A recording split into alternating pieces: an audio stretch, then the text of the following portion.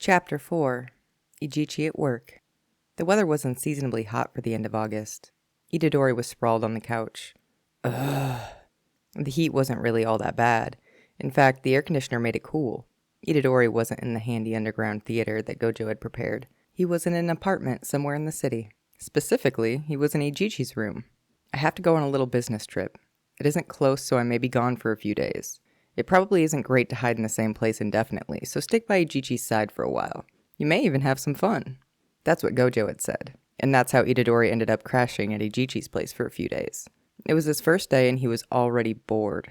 If it's true that boredom is poison to the human heart, then Itadori had already received a fatal dose.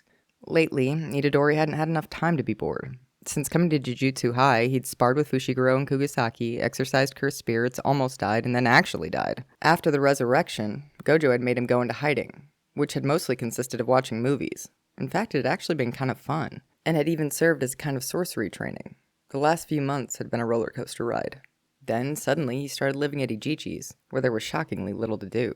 Even after IJICHI came home, the man spent most of his time staring at a computer screen. "What you doing, reading a blog?"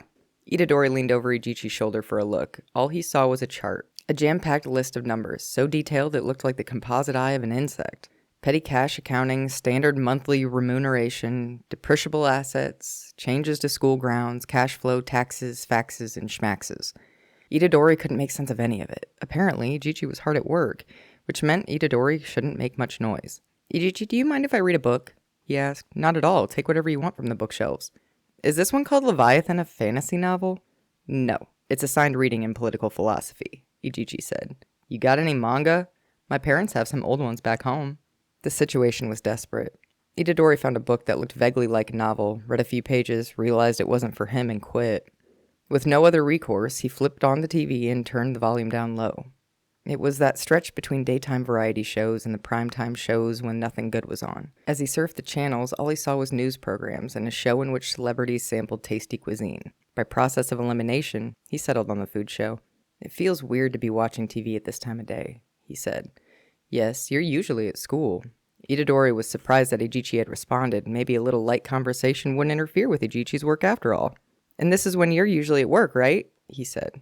"This is within my work hours, yes. But I can come home, as long as it doesn't impact my efficiency. Most companies probably aren't so lax." "Oh, really?" Itadori had dealt with adult sorcerers, but as a student, he didn't have much knowledge of more typical office work. Not really getting it, he tilted his head and looked back at the television. "Oh, hey, Takeda-chan's the guest." "Is she famous?" Itadori had spoken under his breath, but Ijichi replied anyway. If the man was interested, Itadori thought this might be an effective way to kick off a conversation. "Yeah, she's been showing more skin lately because she just does whatever she wants. She's cute, but she's tall, so you might not notice it. I love that incongruity." "Oh? Is that what's trendy these days?" asked Ijichi. "Come to think of it, she had a small role in a drama that used to be on at 9 o'clock on Monday nights," said Yuji. "Oh, really? Don't you watch TV dramas, Ijichi?" "Sorry, not really. It's not like I dislike them per se, but the new style doesn't appeal to me. I did watch Pure Vacation, though." When was that on?" "A little over 10 years ago," Ijichi said. "Actually, Motoko-chan was tall too." "Motoko-chan?" "She was a popular actress back then, but she got married and gave up her career," Ijichi explained. "I suppose kids today wouldn't know her." Yeah. Are there any variety shows you like?" "No, not really. I never recognize any of the guests because I don't watch any of the dramas." "Professional athletes show up too, you know," said Itadori. "I don't watch sports either. I'm not very athletic, so they just don't interest me." "If you don't watch primetime, you must watch late-night programming. I like those shows on around midnight that showcase new entertainers. I know I'll regret it in the morning, but I stay up late anyway." "No, I don't watch those either," said Ijichi. "Well, then what do you watch?" "The news. But I do like uncool Rakugo shows." "Rakugo, huh?" Itadori had run out of things to say. Rakugo aired on Sunday evenings when most students were out having fun, so even for a TV child like Itadori, it wasn't an option. Furthermore, the way Ijichi had tacked on Rakugo after mentioning the news made it seem like he was going out of his way to be considerate.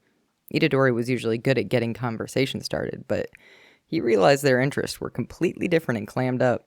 Glancing over, he noticed Ijichi had not stopped typing as they talked. It would be awkward to keep forcing him to speak.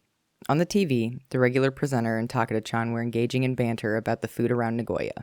The program was neither entertaining nor boring, so Itadori wouldn't say that Takeda-chan was at her best. All she ever said about the food was delicious. Takeda-chan's on, so they could have come up with a better topic. I bet this is all scripted. It's more like a commercial than real reactions to food. But people watch these programs more for the conversation than the food. Itadori had grown up in front of the boob tube. He had also just binged a ton of movies, so he had developed a sense of quality and was learning to pick up on what creators were trying to achieve, which meant boring material was now even more boring. If this was his only option besides the news, he was in a bad situation. But nothing else was on. Itadori kept watching in hopes that something would catch his interest, but the warm room and soft sofa were making him drowsy. Itadori, I have to go out on business. Itadori started upright. Metal Tamori! Metal Tamori? Ijichi gave him a puzzled look. Oops. Sorry, I guess I was nodding off. I was having the weirdest dream. What kind of dream was it? It's kind of fuzzy now, Itadori responded. Anyway, where are we going? If you're sleepy, there's no need to force yourself. Feel free to stay here and sleep. No. I want to go out. I need to photosynthesize. Human beings aren't built for that, said Ijichi. Oh, right. And, I can't let anyone know I'm alive. Right. But while you shouldn't be walking around in a slapdash disguise, a little drive wouldn't hurt. Gojo did say that you should get some fresh air soon. Oh, he said that? Itadori rose from the sofa. He was bored stiff and wanted to go outside if at all possible. Here, wear these, commanded Ijichi, holding out a pair of sunglasses. Cool, like Men in Black. Itadori accepted the sunglasses, which were a little big. He held them up to the sunlight. Are these yours, Ijichi? Yes, they are a personal item. Do you dress like super flashy when you're not going to work? No, not at all, replied Ijichi. But curses are extremely perceptive when it comes to eyes. I do a lot of investigative work, so it's important to conceal where I'm looking. Oh, I get it. Gojo hides his eyes too. No, that's for a different reason. Where do they sell blindfolds like that anyway? Itadori asked. If I wore one, would I look like a pro too? I don't think they sell those anywhere. Itadori put on the sunglasses. Then he looked back and forth between the mirror and Ijichi. He put a hand to his chin and struck a pose. How do I look, Ijichi? Like a secret agent? Ijichi thought Itadori looked like a young hooligan, but Ijichi was an adult, so he kept this thought to himself. All right, y'all. That is section 1 of chapter 4, Ijichi at Work. If you thought he was a waste of time, you're wrong. If you remember back to Nanami and Gojo's chapter, Gojo flat out says the man has skills, and that's in reference to investigative work. So a lot of the questions I think that we probably need answered from the manga might have to do with Ijichi. Dude's alive? Question mark? That's crazy. Thanks for clearing that up, Gege. Dude has been in charge of Sumiki this whole time? Weird. Should have investigated a little bit harder on that one maybe, eh? And Ijichi gets Yuji to talk about Takeda-chan before Todo ever mentions her name. Isn't that crazy? I think it's crazy. But I also think it's crazy that Ijichi has a TV and doesn't watch it. So, those are just my thoughts. All right, y'all. That's it for section 1 of chapter 4. I'll see you in the next one.